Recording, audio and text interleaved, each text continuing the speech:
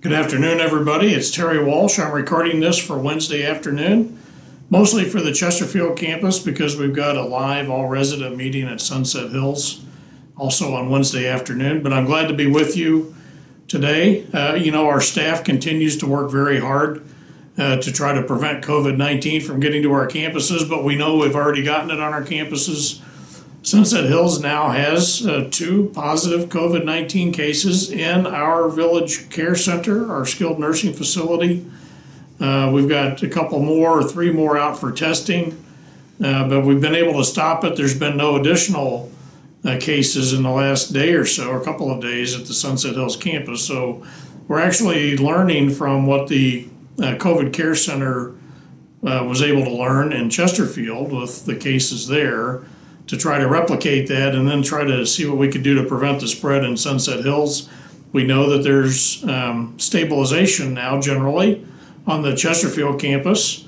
As you all know, you're done with your independent living quarantine, and I congratulate all of you on that. You did a great job with that. I know it wasn't easy. I did enjoy talking with a lot of you on the telephone for our daily morale phone calls. I met a lot of you that I had not talked to before, and a lot of you met me and have not talked to me before, but I think it was kind of fun. I enjoyed it.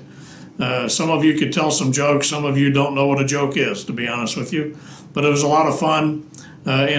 Surprisingly, all of you seem to be doing very well and taking care of yourselves and seem to be faring very strongly through all of this.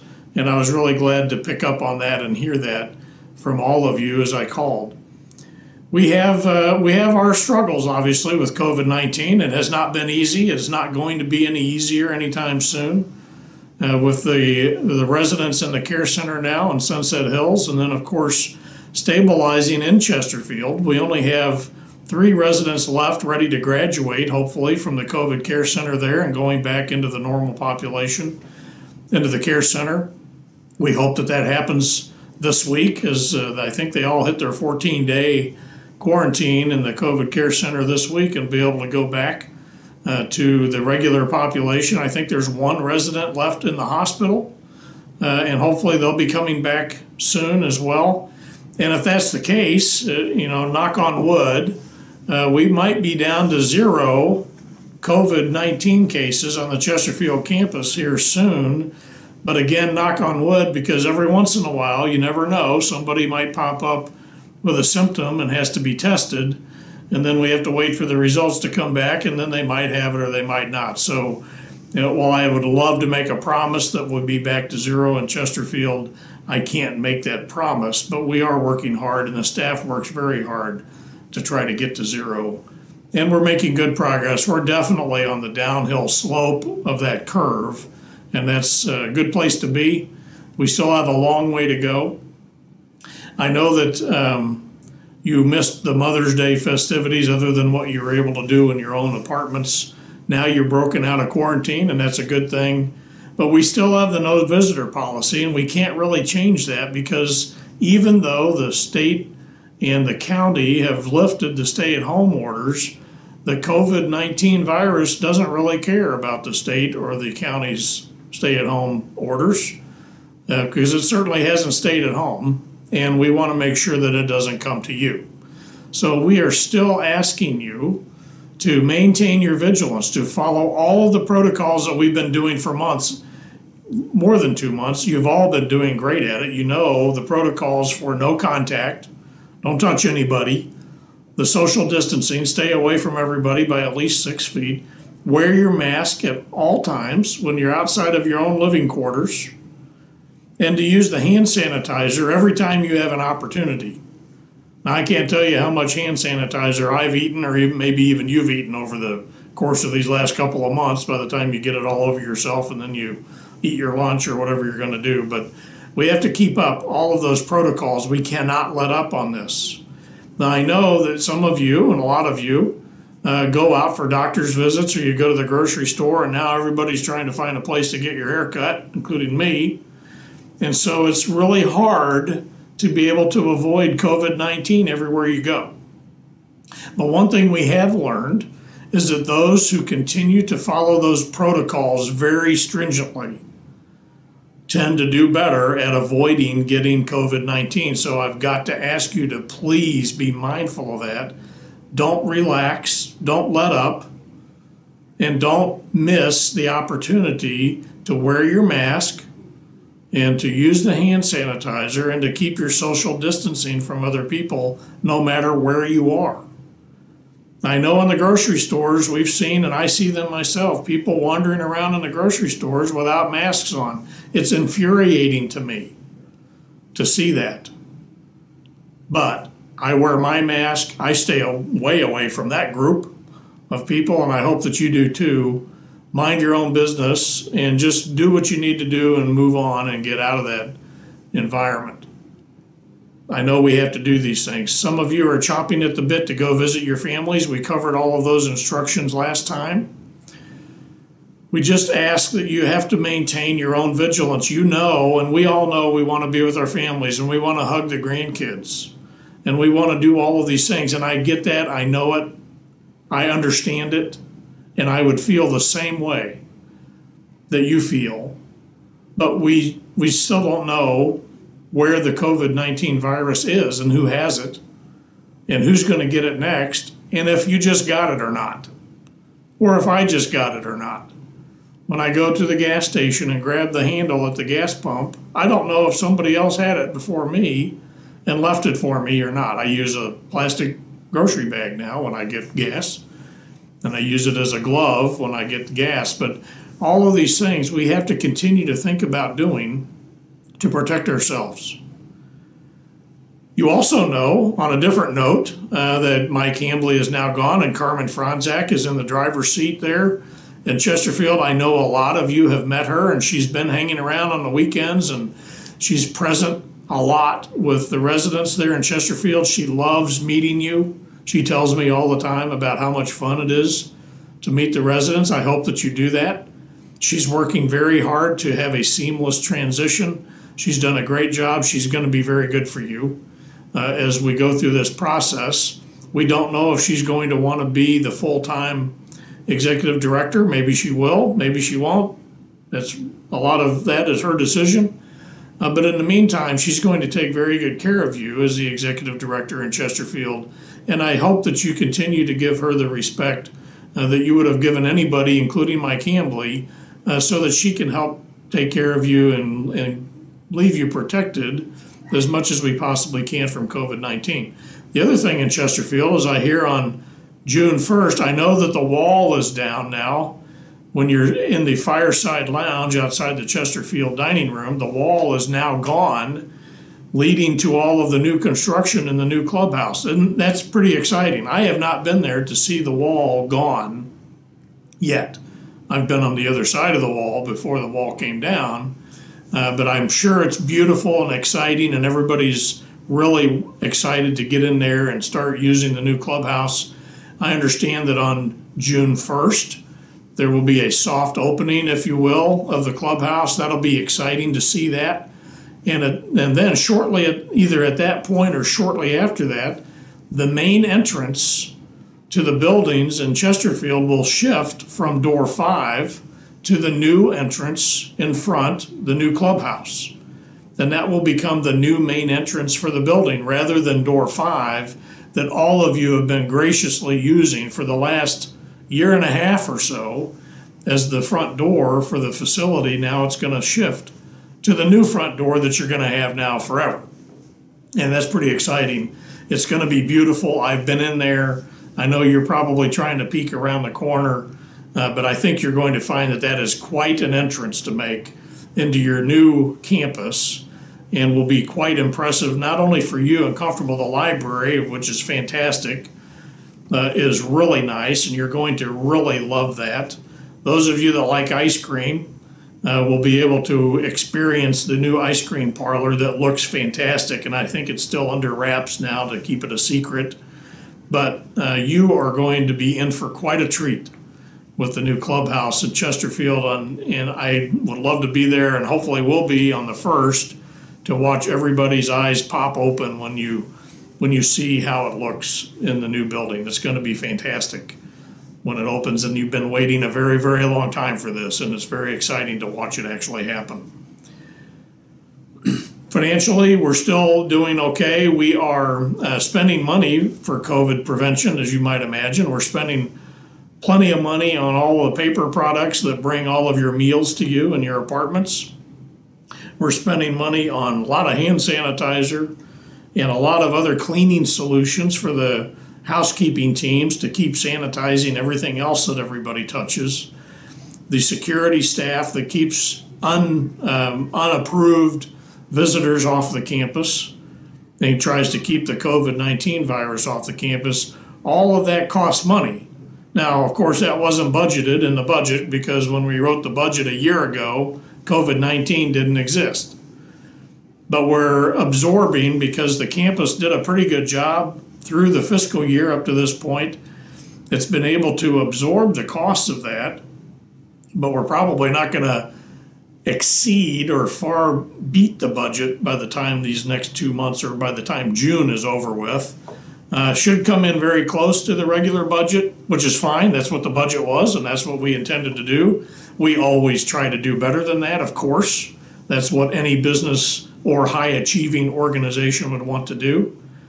But COVID-19 is suppressing that a little bit right now because of these extra costs that weren't programmed. But overall, Chesterfield's going to come out at the end of the fiscal year just fine. So is Sunset Hills, and overall as a company, still very strong. As a company, ahead of budget. Individual campuses may vary, but overall Chesterfield's going to do well, and so is Sunset Hills by the time the rest of the fiscal year is over. So there's nothing there to be concerned about. We still have new residents moving in on both campuses. That's great.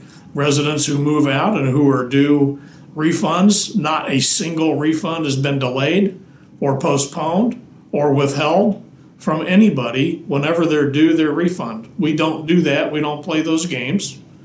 We make sure that there's always money there to pay a refund whenever it's due. And for any of you watching who are on the plans that have refunds, that's nothing for you to be worried about, because we always have that money. We're required by the state to have the money.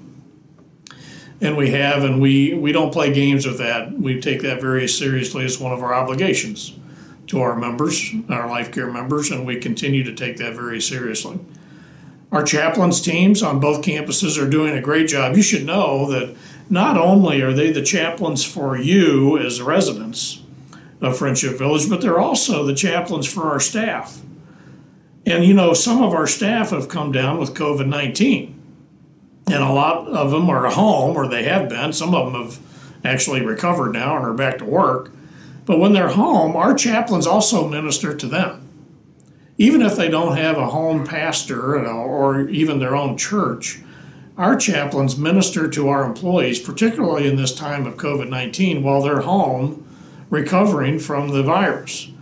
And so our chaplains are doing a great job. You would not believe all of the things that they do for not only you as our residents, but also for our employees. And then on top of that, they take special care for all of our residents who are COVID-19 positive, who are in our COVID care centers. And they have special programs just for those residents in the COVID care centers to keep them spiritually healthy and to help them have social activities, mostly in this case revolving around the activities of the chaplains department. But it's a great thing. They do a lot of work behind the scenes. A lot of you don't know that. But I just want to acknowledge the great work of our chaplains, and not only caring for you as the residents, but also the staff, and then the extra work that they're taking care of the residents who are COVID-19 positive in the COVID care center. So I do want to thank them for that. We're getting tons of compliments on the food delivery on both campuses. Both of the food and beverage departments are doing a fantastic job with the food under some difficult circumstances. Packing up literally hundreds and hundreds of meals and delivering them within a few minutes of each other while they're still hot is an art form taken to the nth degree, and our teams have done a fantastic job of doing that. And we get countless compliments, probably actually more compliments than we got when everybody was still having dinner in the dining room, which is a little bit surprising to me, but it's a good thing, and I'm glad that everybody is enjoying the food that they're being provided, even under the circumstances that we have with everybody still eating in their rooms. We are beginning to think about when we might be able to bring residents back to the dining room.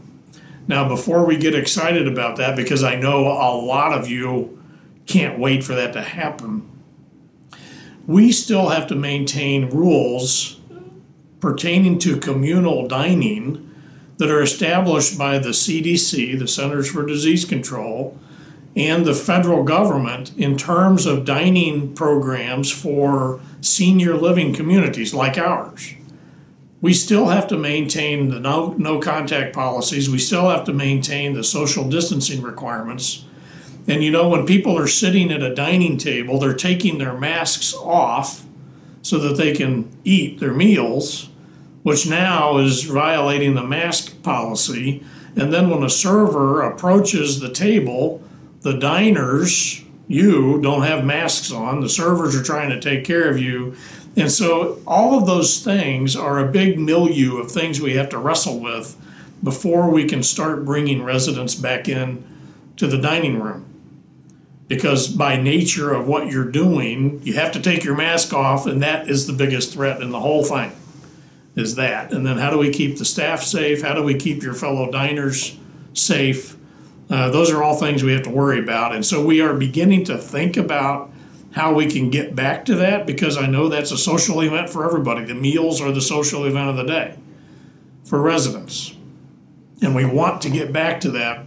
We're just not exactly sure when the government will let us do that, first of all, and then how do we do it and maintain safety for everybody while we do all of that.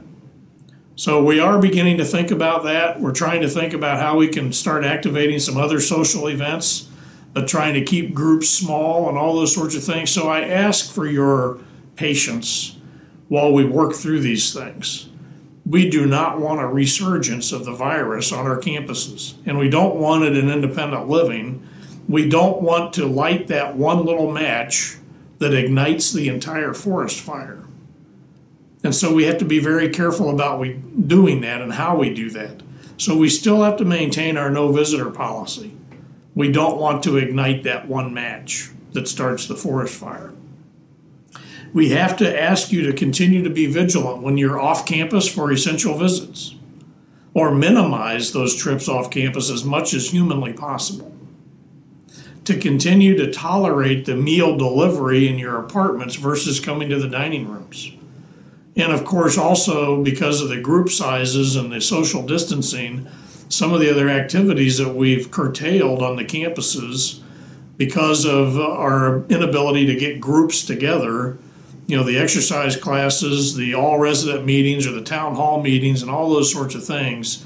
We're going to continue doing what we've been doing for the last couple of months for a little longer, until we've got more clear line of sight as to, one, how to do it safely, and two, hopefully we'll be a little bit further down the curve across the community to make sure that we're safe all the way around. There's nobody that wants you to be able to have visitors any more than I do. I want your families to come. It is so fun to have families running up and down the halls, and grandkids and great-grandkids eating chicken nuggets in the dining room and having fun with you. It's so fun for us as the staff to watch that happen, and those family reunions and those conversations and the clanking of silverware and glasses across the table. We want that to happen. We just don't want to cause a catastrophe if we do it too soon or we don't do it right. So we are working on that. I can't promise you when any of that's going to change. We also may have to make sure that we continue to follow the policies that the federal government gives us. And so I just want you to know that we do think about this all the time, and we're trying to figure out when we'll be able to actually take some action on that. I know that we're working on getting the hair salons open. I certainly need it myself. I've never had my hair this long before, ever. As a retired Army officer, I think I'm chemically averse to having long hair. And I can't wait to get my hair cut.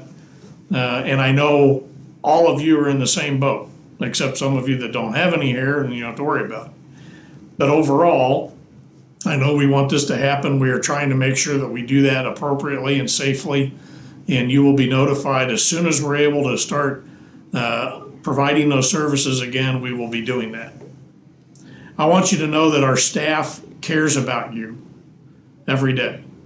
A lot of you, on the other hand, also care about our staff. A lot of you and a lot of your family members, some from very distant places, have been making voluntary donations and contributions to our staff as a thank you for what they've been doing for you. You may not be aware of that, but there have been thousands of dollars donated by staff, by family members of you, as a thank you to our staff for the extra care of trying to keep you safe and away from COVID-19. And if you do get it, to try to heal you and get you back to health. And the families appreciate that. They know that.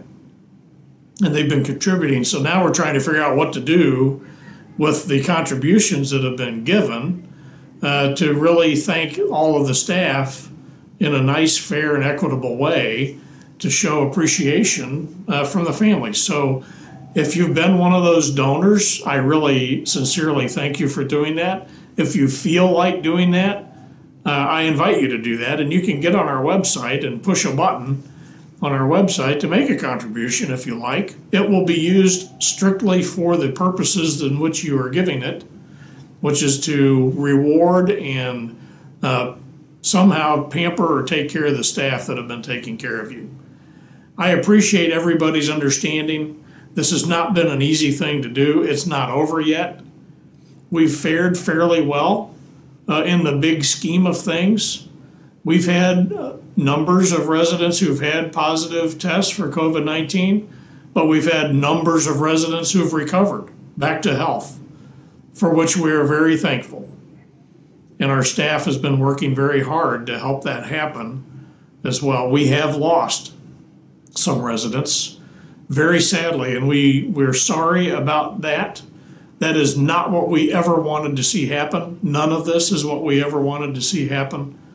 But we have lost some residents who were contributed to by COVID-19.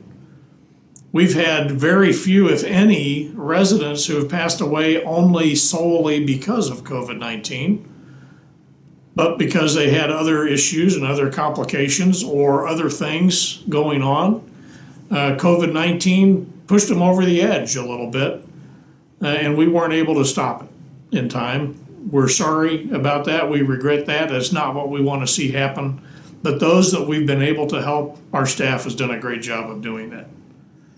I appreciate your understanding. The staff appreciates your understanding. I know that the staff who were affected by COVID-19, I believe at least 11 out of the 14 at Chesterfield have already come back to work. They've been healed or nursed back to health at home by their own families, and they've come back to work now. They couldn't wait to get back to take care of everybody, and now they're there. And we've got a couple more to go. We've got some at Sunset Hills now as well. So nobody's immune from COVID-19. As long as we were held out at Sunset Hills for 2 months, we still ended up getting it last week. And so now we're fighting it just like Chesterfield's been fighting it. We were fortunate to be able to learn from Chesterfield also, so hopefully we can control it a little bit at Sunset Hills, but we still got it, just like Chesterfield. So we're fighting it now. I enjoy talking to you. I wish I was talking to you face to face in your theater, right to you directly without a camera in between us. And we will be able to do that soon. I know Carmen Franzak is going to be doing that as well and recording some things for you. I hope these are helpful for you. And I hope that you're able to get some information and help understand what's happening all the way around. And I do ask again for your understanding and cooperation of what we're trying to do. And I appreciate everything that you're doing to help us, to help you. I hope you have a great day. Don't forget to call or write if you need to. I know Carmen is there also. We will do everything we can to take care of you in the best way that we can. We've been doing that. We're happy to do it. That's what we're here for. We're here for you. And we want to make sure that we're doing the best we can for you. That's why you joined Friendship Village. So nice talking with you. I hope you have a great day. and I hope that this has been helpful. And I'll talk to you again in the mornings, as I do, the very brief welcomes in the mornings, and then again next Wednesday on another video. Have a great day now. Bye.